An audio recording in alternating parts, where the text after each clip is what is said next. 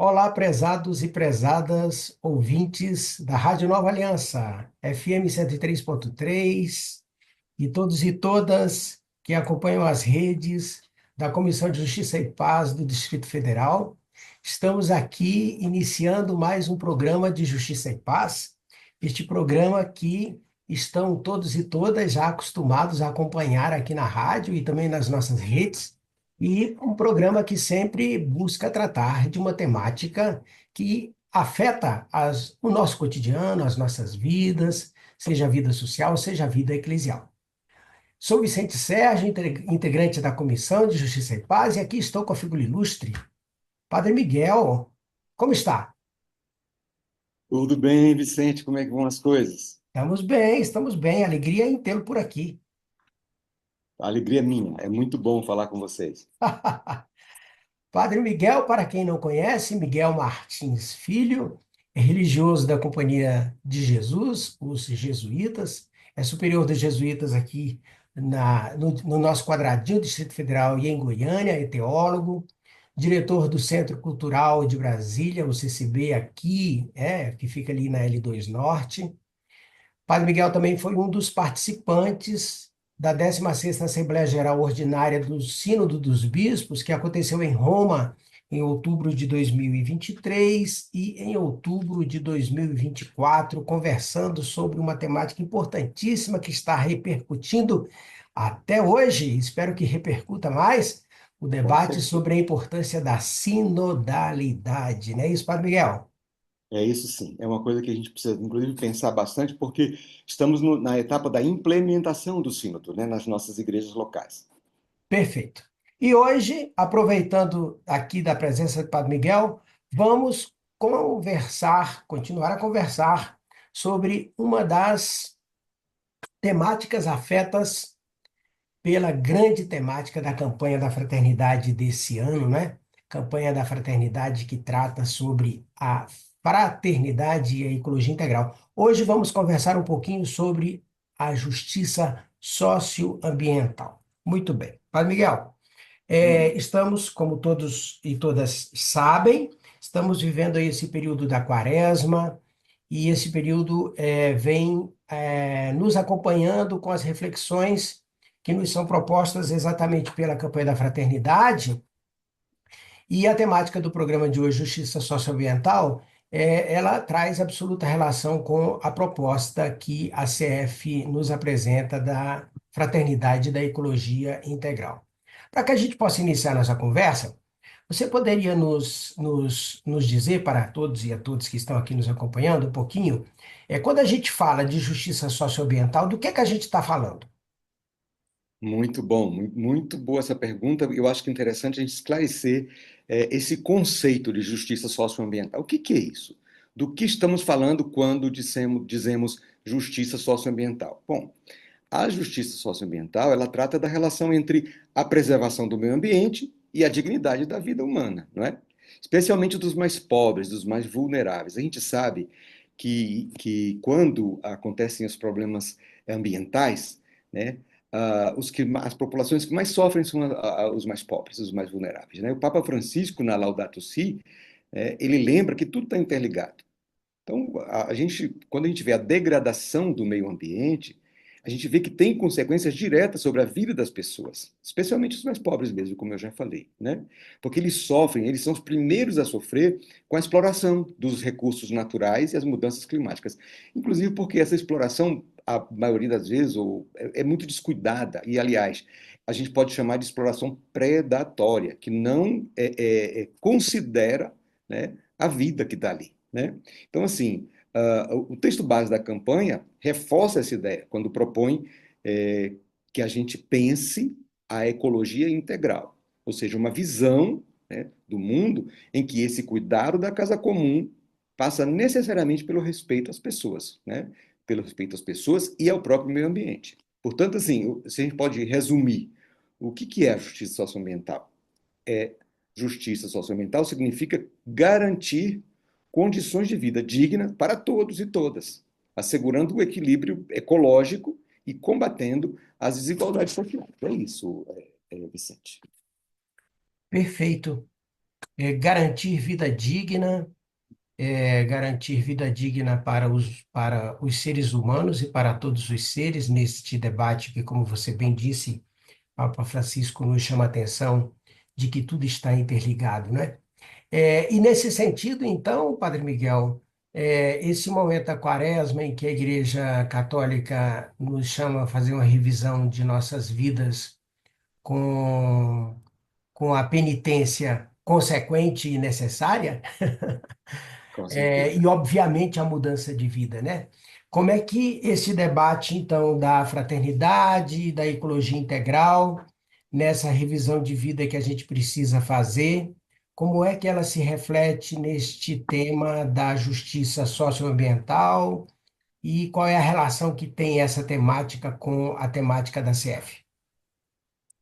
Muito bem, veja só, só para a gente lembrar que a campanha da fraternidade no Brasil, quer dizer, há 6 décadas já propõe, né, aproveitando que é um tempo de conversão, de busca de reflexão profunda sobre a vida, né, e sobre a nossa relação que a gente tem que ter da nossa fé com a própria realidade que a gente vive, porque, na verdade, quando a gente pensa a nossa fé, a gente não vive a fé dissociada do mundo. Quer dizer, na verdade, desde o Vaticano II, que a igreja chama a atenção de que as dores do mundo, as alegrias do mundo, né, todos os problemas humanos não estão dissociados da nossa fé. A gente não pode dissociar uma coisa da outra. Então, por isso que as pessoas precisam entender que a proposta da campanha da fraternidade é algo que está intrinsecamente ligado com a nossa experiência de Deus. A experiência de Deus é que a gente vê em Jesus. Jesus fala de um Deus que se preocupa com a vida, né? Ele diz: Eu vim para que todos tenham vida e tenham vida em abundância.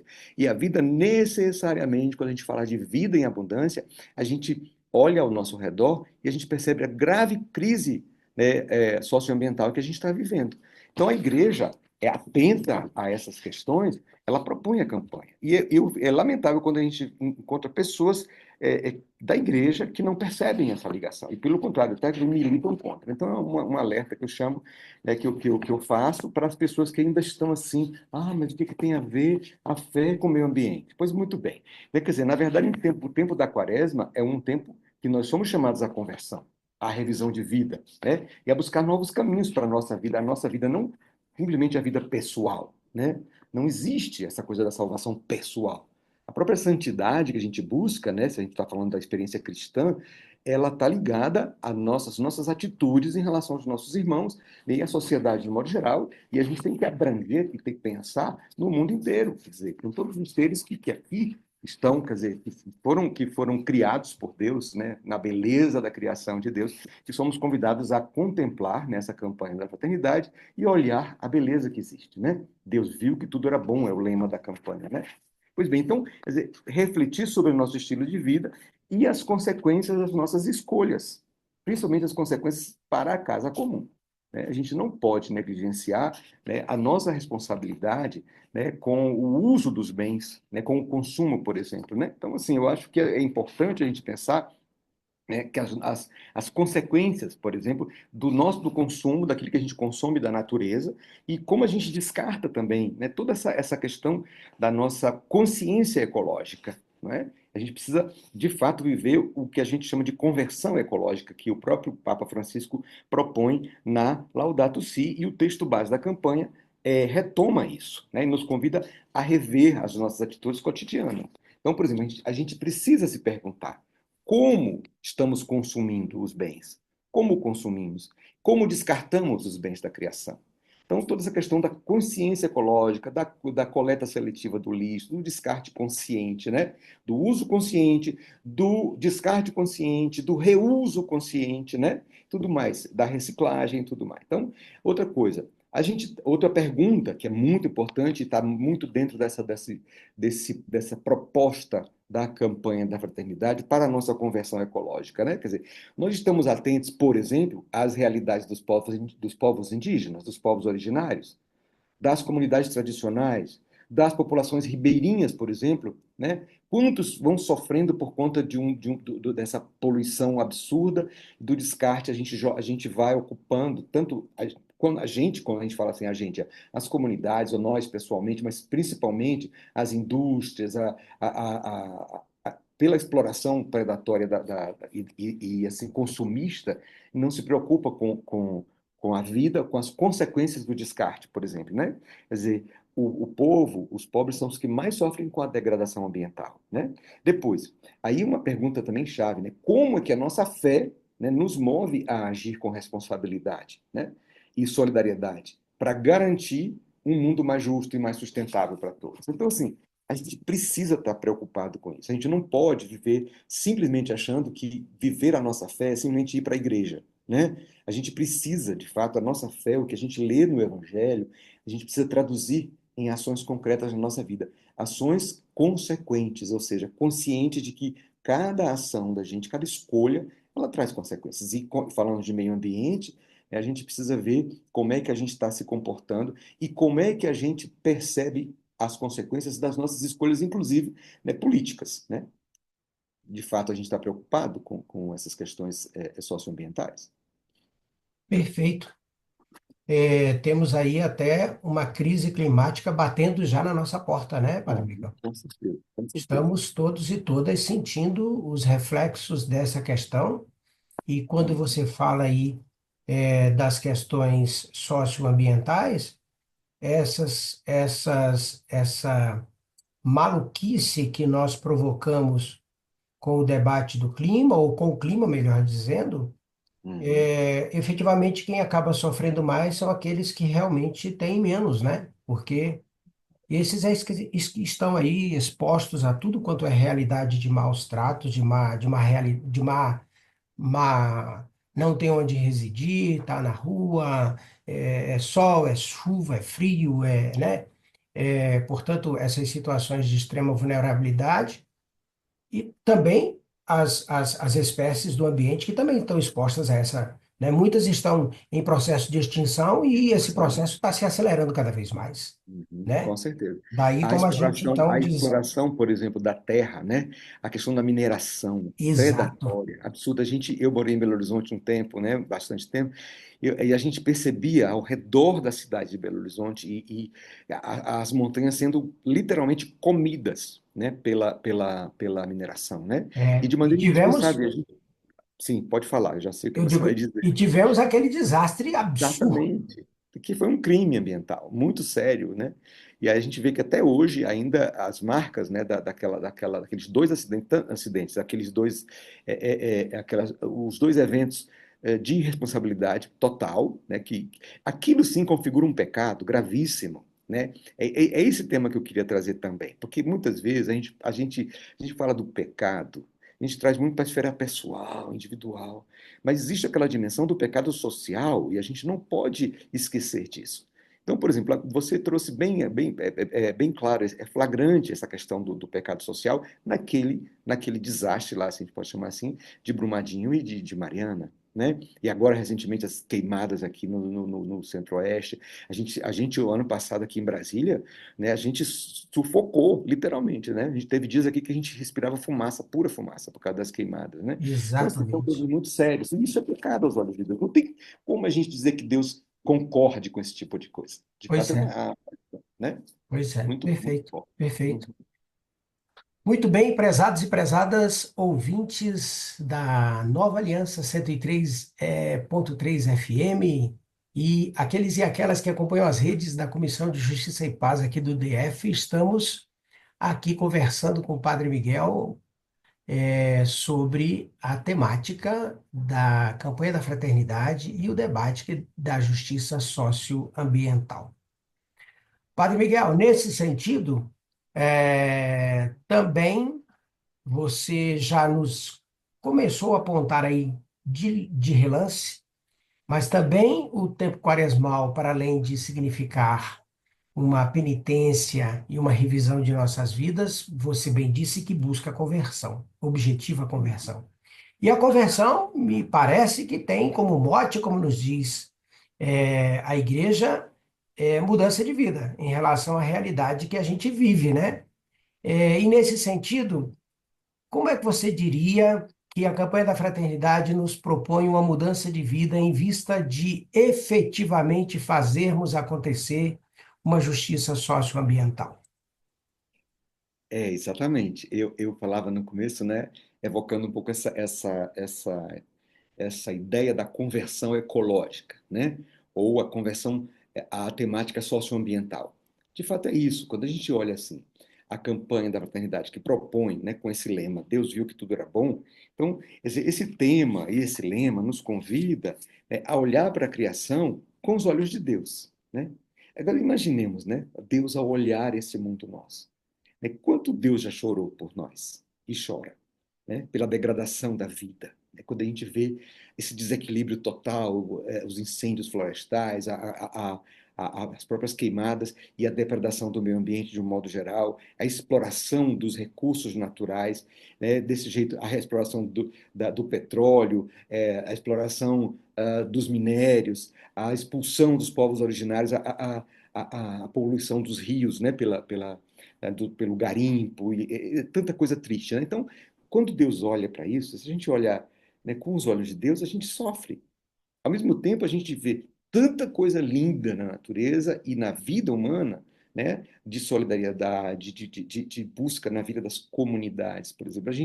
Porque a gente não pode focar só no negativo também. A gente precisa ver que sinais de beleza a gente vê, tanto na natureza, mas como também na nossa vida, né? Na nossa vida comunitária, nas comunidades, nos movimentos sociais, quer dizer, na partilha, tanta coisa linda acontecendo. Então, assim, reconhecer a bondade do que existe, né, mas também reconhecer quando o pecado se impõe, né, ou se manifesta na irresponsabilidade, tanto política, das estruturas, podemos dizer assim, como também nas nossas próprias responsabilidades, quando a gente não percebe, né, com um olhar crítico, essa violação ou essa agressão à própria dignidade humana e à dignidade da natureza.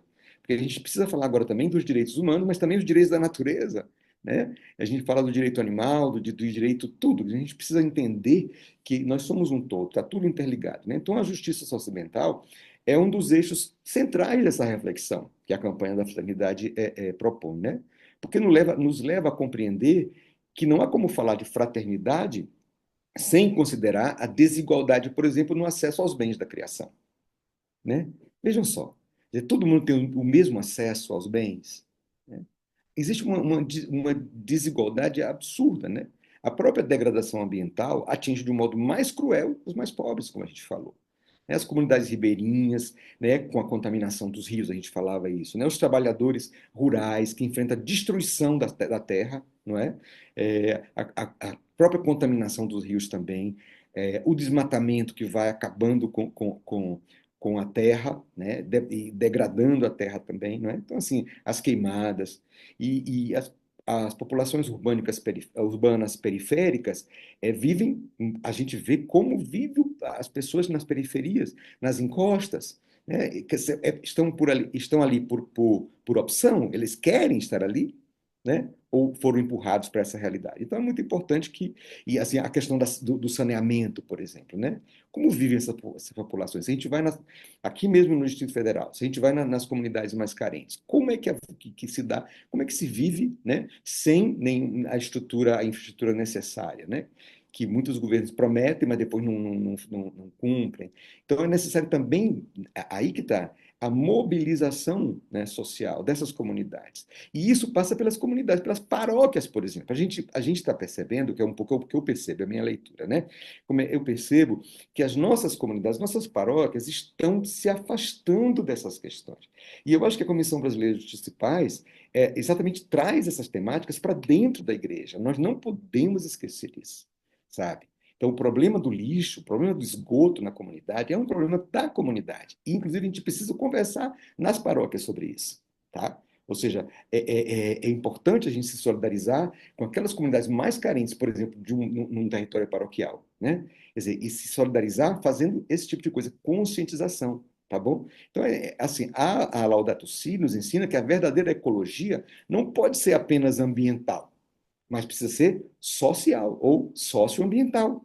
Pois cuidar da criação vai significar garantir direito à vida digna para todos. E a questão socioambiental está assim, no coração dessa problemática. Né? O Papa Francisco ele fala sempre da necessidade de uma conversão ecológica comunitária, pessoal e comunitária, onde todo mundo né, possa assumir a sua responsabilidade com o cuidado da casa comum, né? Eu acho que isso é importante a gente pensar sobre isso, né, Vicente?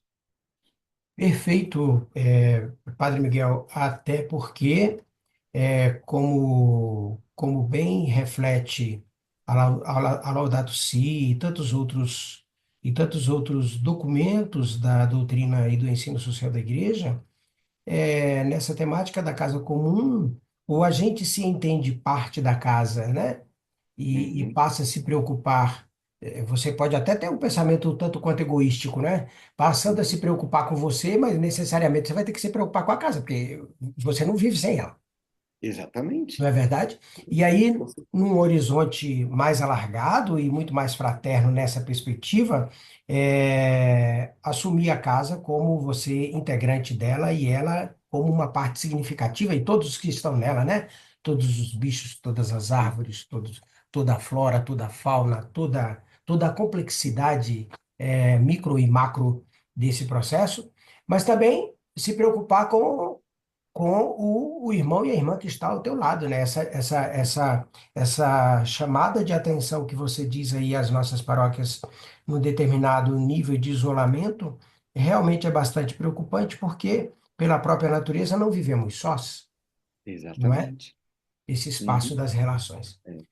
Padre Miguel, o Hum, tempo nos é cruel, é. não é? Ele é sentenciador. Infelizmente, já estamos terminando aqui o espaço que nos cabe. Gostaria de agradecer enormemente a sua presença e a sua fala e o seu pensamento. Por gentileza, suas palavras de fechamento aí. Pois é, faz muita coisa que a gente poderia dizer ainda, né? Eu acho que assim, atitudes concretas assim na questão da nossa consciência socioambiental, né? Resumindo aquilo que a gente conversou, né? Repensar o consumo, né? Cuidar dos bens comuns, proteger os rios, as matas, os espaços públicos, né? Exigindo políticas ambientais, por exemplo, mais responsáveis. Depois promover a educação ecológica na família, mas na paróquia também, na comunidade. E atuar coletivamente. Sempre essa consciência da comunidade, né? E, claro, também a gente se solidarizar, isso é muito importante. Mesmo que a gente não possa fazer nada lá, mas se solidarizar com a questão e as lutas dos povos e territórios vulneráveis, os povos originários da Amazônia. Por exemplo, vem agora o abril, né, o acampamento Terra Livre, que é todo o mês de abril, todo dedicado a essa questão dos povos originários. É bom que a gente se solidarize. Vá, quem está aqui no Distrito Federal, por exemplo, possa visitar o acampamento, né, possa demonstrar uma solidariedade a esses povos, sabe? Que às vezes no nosso próprio discurso a gente despreza ou a gente esquece totalmente, é como se não escondesse essa realidade, né? Na verdade, ela toca profundamente a gente. E aí, claro, né, a gente assumir isso e reacendendo a nossa esperança, porque de fato outro mundo é possível. E os povos indígenas nos ajudam, e aqueles que cuidam, né, da casa comum vão nos ensinar a esse respeito a tudo, que tá tudo interligado, né? Eu agradeço o convite de vir conversar com vocês e estou à disposição para sempre que precisar, viu, Vicente? Agradecido demais, em nome da comissão, pela sua presença. Sempre uma alegria poder contar com você. E estamos encerrando, prezados e prezadas ouvintes da Nova Aliança FM 103.3 e todos e todas que seguem as redes da Comissão de Justiça e Paz, estamos aqui encerrando mais um programa de Justiça e Paz. Mas antes de encerrarmos, é sempre bom lembrar que toda a Rádio Nova Aliança, ela tem a necessidade da ajuda de todos e de todas para a sua mantença, né? E para a mantença de tudo aquilo que aqui está posto. Portanto, quem puder e quem desejar colaborar, a chave Pix de colaboração é pix@novaalianca.org.br. Repetindo, pix@novaalianca.org.br. E também você pode seguir a Nova Aliança nas redes, no Instagram, bem como a Comissão de Justiça e Paz. Nova Aliança, a Rádio da Sintonia da Esperança, e pedimos a todos que ouçam agora a reflexão bíblica, que é feita pela nossa queridíssima teóloga integrante da Comissão de Justiça e Paz também, Simone Furquim, e assim encerramos o nosso programa de Justiça e Paz. Um grande abraço a todos e a todas e até o próximo programa. Olá, ouvintes. A leitura do Evangelho hoje é João, capítulo 11, 45 a 56. O Evangelho informa que as autoridades religiosas conspiravam para matar Jesus porque ele estava realizando muitos sinais. O último sinal que desencadeou a ira dessas autoridades foi a recente ressurreição de Lázaro. João não usa o termo milagres, pois, para o evangelista, os sinais indicam que Jesus possui origem divina. São 7 sinais que revelam que Jesus vem do Pai. E está chegando a hora de Jesus realizar o seu principal sinal, que é vencer a própria morte e ressuscitar. Este sinal é que vai congregar os cristãos e as cristãs em torno de seus ensinamentos e práticas. O evangelista diz que Caifás, o sumo sacerdote, profetizou tudo isso sem mesmo compreender o profundo significado deste acontecimento. Só quem pôde compreender foram os cristãos da comunidade joanina que viveram no final do primeiro século, ou seja, passados 70 anos da morte de Jesus. O Evangelho de João é uma reflexão profunda sobre o evento Jesus. Para o evangelista, graças a esse evento da paixão, morte e ressurreição, os seguidores e seguidoras passaram a crer verdadeiramente em Jesus, o Cristo. É importante entender que, desde o assassinato de Jesus, foram surgindo vários movimentos que congregaram, que pensaram sobre a sua pessoa. Por isso, temos vários evangelhos que estão em nossa Bíblia, mas também temos outros evangelhos escritos que estão fora da Bíblia e que foram escritos nos primeiros séculos também por cristãos. Por isso, devemos entender que havia uma pluralidade cristã, que devemos chamar de cristianismos, ou seja, no plural. E somente a partir do século IV é que se constituiu a religião cristã que conhecemos como Igreja Católica Apostólica Romana. Compreendemos, portanto, que a palavra de Deus, o projeto de Deus, foi fecundo a partir do Jesus de Nazaré. Em meio ao caos gerado diante de tantos sofrimentos que os primeiros seguidores e seguidoras passaram, surgem esses movimentos que se reúnem em torno da solidariedade, do amor entre os irmãos e irmãs, a partir dos ensinamentos de seu mestre. Hoje estamos lendo o Evangelho de João, ou podemos dizer da comunidade joanina. E hoje nós, cristãos e cristãs, continuamos nos reunindo em torno desse acontecimento, Jesus Cristo. E vamos reler as narrativas sobre Jesus, porque a leitura da Bíblia é como lâmpada para iluminar o nosso caminho, a nossa realidade de vida. Também é importante compreender que a palavra de Deus não se esgota no texto da Bíblia. Todos nós continuamos tecendo este livro, pois a Bíblia é a palavra de Deus enraizada e tecida na história humana. Nossa Semana Santa deverá ser de muita união e reflexão em torno das narrativas sobre a paixão, a morte e ressurreição de Jesus Cristo. E com sabedoria vamos percebendo os sinais de Deus para nós, em nosso cotidiano, para construir uma sociedade mais humana, solidária, do bem viver, do cuidado com todos e com a ecologia integral. Tudo isso se faz necessário para vencermos os poderes da morte e celebrarmos a vida em abundância. Uma Semana Santa abençoada para todos e todas.